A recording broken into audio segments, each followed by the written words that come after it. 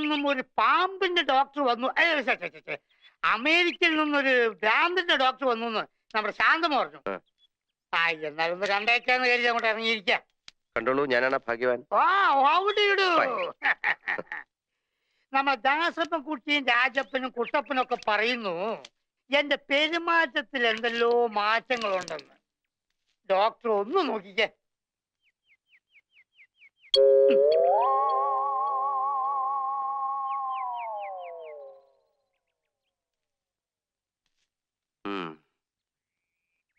പെരുമാറ്റത്തിൽ ഇത്തിരി പ്രശ്നമുണ്ടല്ലോ. അപ്പൊ എളുപ്പം ചികിത്സിക്കണല്ലോ. ചികിത്സിക്കാം. ഇത്തിരി കഴിഞ്ഞോട്ടെ. ഞാനേ അകത്തൊരാളെ മുറിക്കകത്തിട്ട് പൂട്ടിയിട്ട് ഇങ്ങനെ ചികിത്സിച്ചോണ്ടിരിക്കുക. അത് കഴിഞ്ഞോട്ടെ, എന്നിട്ട് നോക്കാം. പിന്നെ പോകുമ്പം വെള്ളത്തിൽ ചവിട്ടാ സൂക്ഷിച്ചു പോണം. വെള്ളം തൊട്ടാൽ അപകടം. വെള്ളം വെള്ളം കിടക്കുന്നു.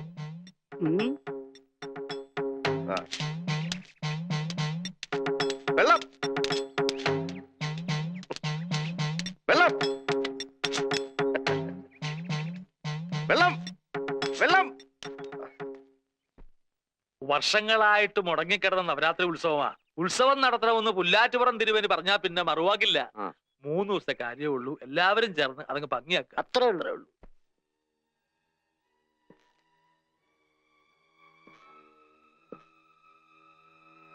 അറിഞ്ഞില്ലേ, നിന്റെ അമ്പലത്തിൽ ഇന്ന് കർണശബദം കഥകളിയാണ്. കാണാൻ പോണ്ടേ? ബോറടിക്കും, കാണണം. നാട്ടിൻപുറത്തൊക്കെ വന്നിട്ട് ഇനി ഉത്സവം കണ്ടില്ല എന്ന് വേണ്ട. ശരി, എങ്കിൽ പോവാം. ഇറങ്ങിക്കോ, ഞാൻ റെഡിയാണ്. 1 മിനിറ്റ്. എല്ലാവരും കൂടെ ശ്രീദേവിയും കൊണ്ട് പോയിരിക്കുക കഥകളി കാണാൻ. ശ്രീദേവിയെ? എന്ത് പണി അവര് കാണിച്ച്? കുടുംബത്തിൽപ്പെട്ട എല്ലാവരും ഉത്സവത്തിൽ പങ്കെടുക്കണമെന്ന് അമ്മാവന് നിർബന്ധം. നിന്നെ അവഗണിച്ച് അവരിവിടെ ആവാഹനവും മറ്റും നടത്താൻ പോവല്ലേ. സാരല്ല, എങ്ങനെ വരുമെന്ന് നോക്കാം.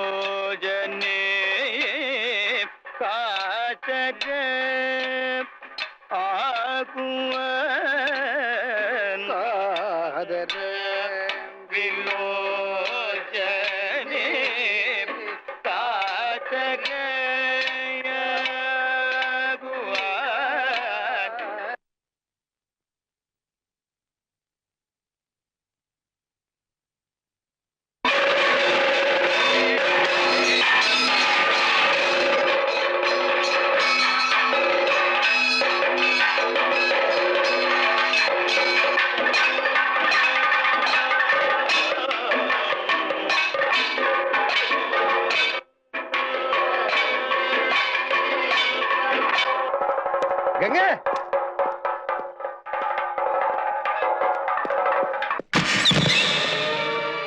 ഗംഗേ,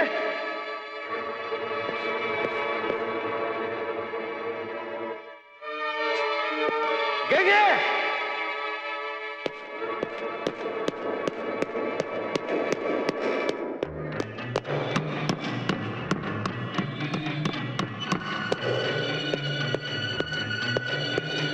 ഗംഗേ, ഗംഗേ.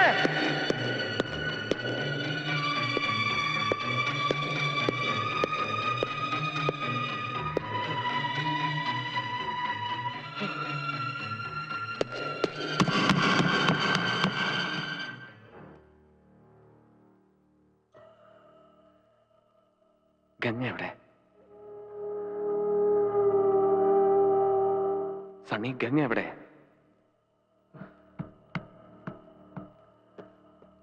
സണ്ണി, ഗംഗ എവിടെ എന്നാണ് ചോദിച്ചത്. നോക്കാം.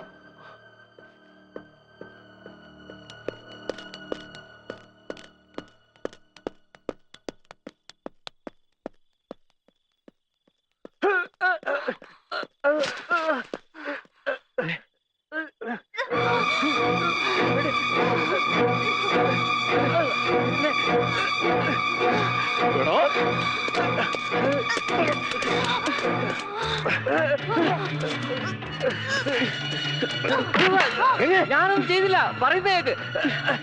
അവനാണ് എന്നെ വെറുതെ വിടന്നെ. ഞാൻ പറയുന്നേക്ക്, ഞാനൊന്നും ചെയ്തില്ല.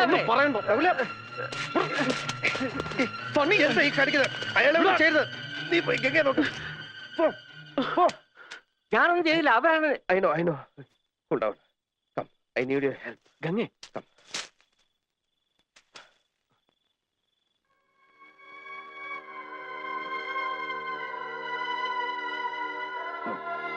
അമ്മേ.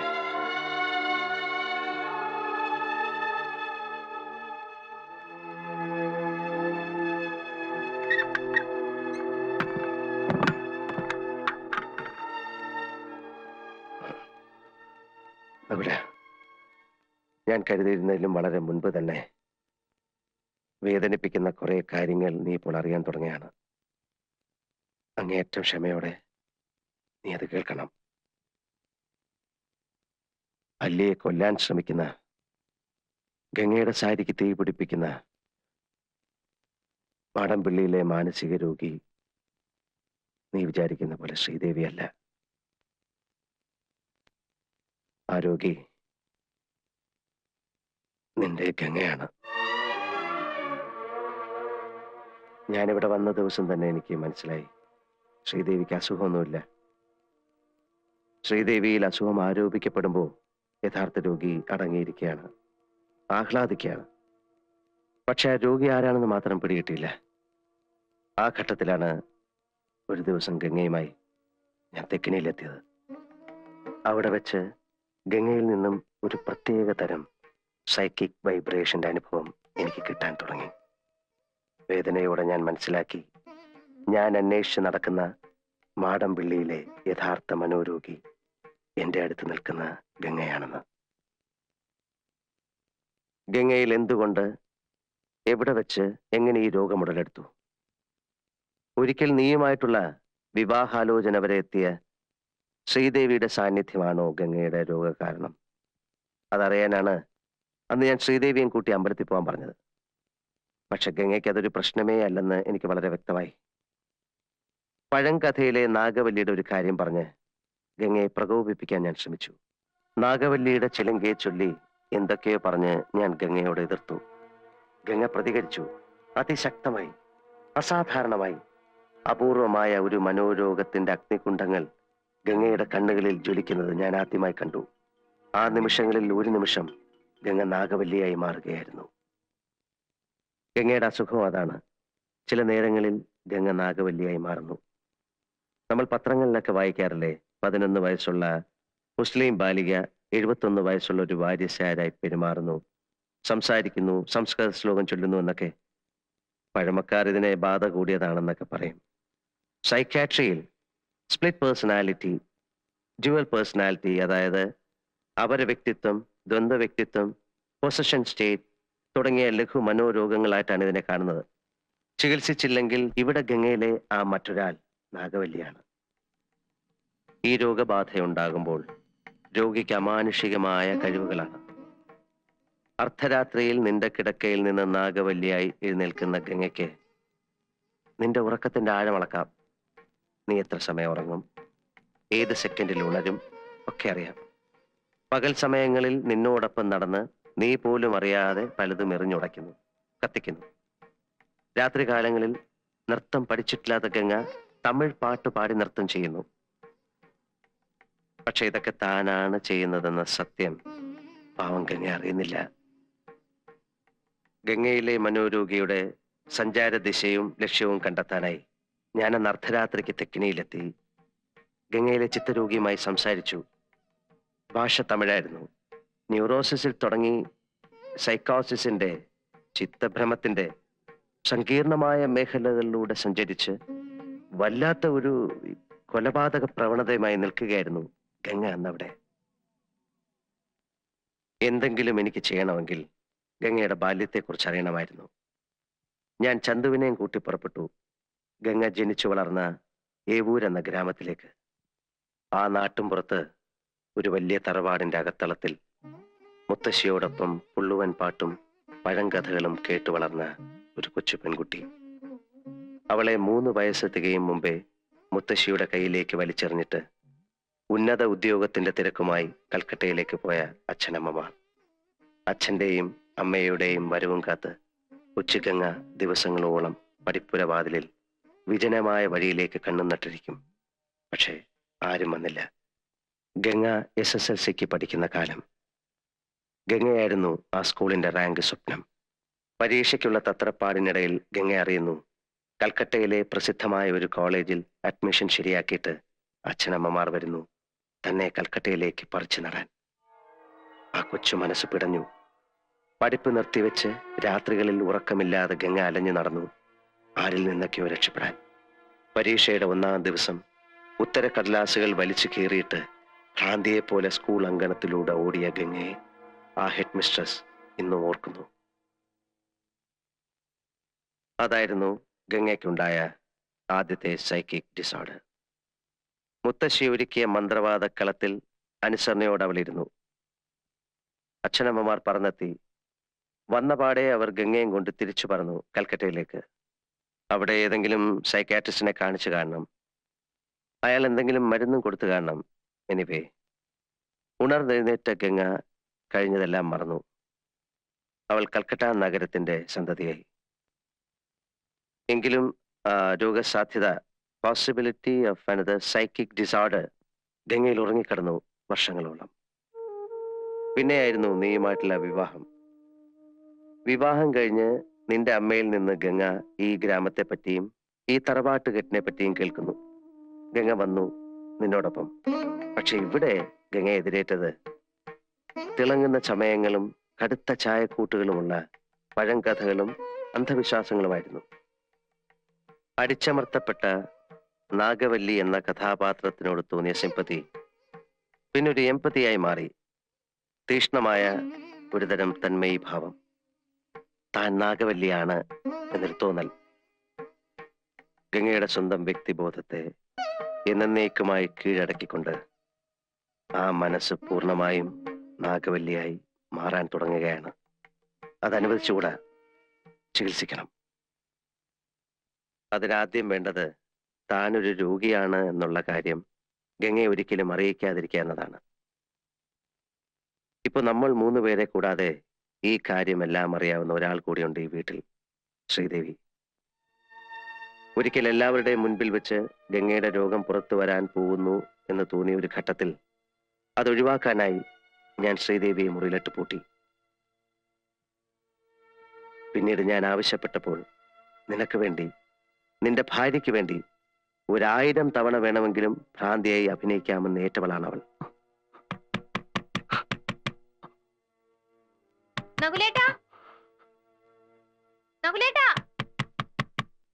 ഈ വാതിലൊന്ന് തുറന്നേ. ഇതാരെ പൂട്ടിയേ? നകുലേട്ടാ,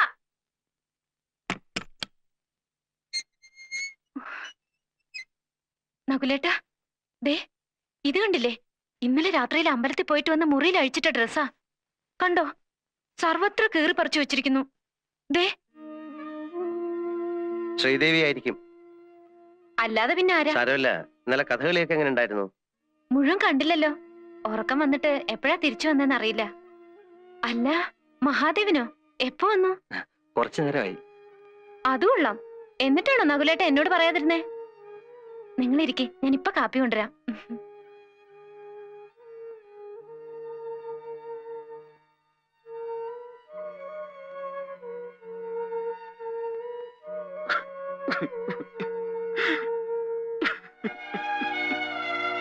നകുല, എന്താ എന്താണിത്? എന്താ എന്താ ഈ കാണിക്കുന്നത്? Cool down, cool down, relax. ഏയ്, റിലാക്സ്, റിലാക്സ്, റിലാക്സ്. ഒരു മിനിറ്റ് പ്ലീസ്.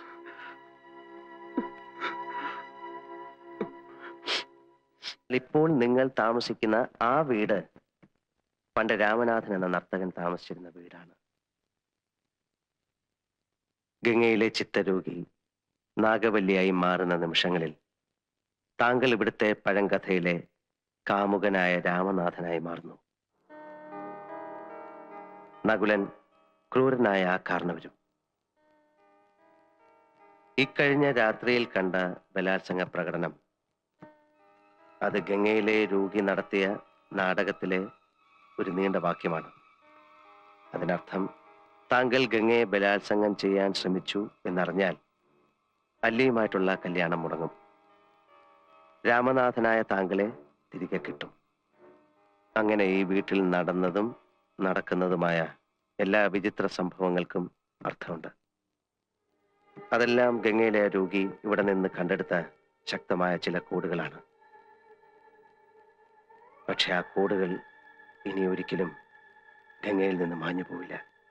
എന്ന് വെച്ചാൽ ഇന്ന് രാത്രിയോടെ ഗംഗയുടെ വ്യക്തിബോധം എന്നേക്കുമായി നാഗവല്ലിയുടേതായി മാറും. അതായത് മുഴുഭ്രാന്തി. പഴയ ഗംഗയ്ക്ക് ഇനി ഒരിക്കലും തിരിച്ചു വരാൻ പറ്റില്ല. ആ രോഗഭാഷയിലൂടെ പുറത്തു വരാൻ ഇനി 2 കാര്യങ്ങളേ ഉള്ളൂ. നകുലിനെ ഏത് നിമിഷം വധിക്കപ്പെടും, ഗംഗ ആത്മഹത്യ ചെയ്യും. എനിക്ക് നകുലിനെയെങ്കിലും രക്ഷിക്കണം. അപ്പൊ ഗംഗയെ രക്ഷിക്കാൻ നകുലിനെ കൊലയ്ക്ക് കൊടുക്കണം. നകുലിനെ രക്ഷിച്ചാൽ ഗംഗ ആത്മഹത്യ ചെയ്യും. ഒരു മരണം അതൊഴിവാക്കാനാവില്ല. അവരിൽ ഒരാളെ എന്നേക്കുമായി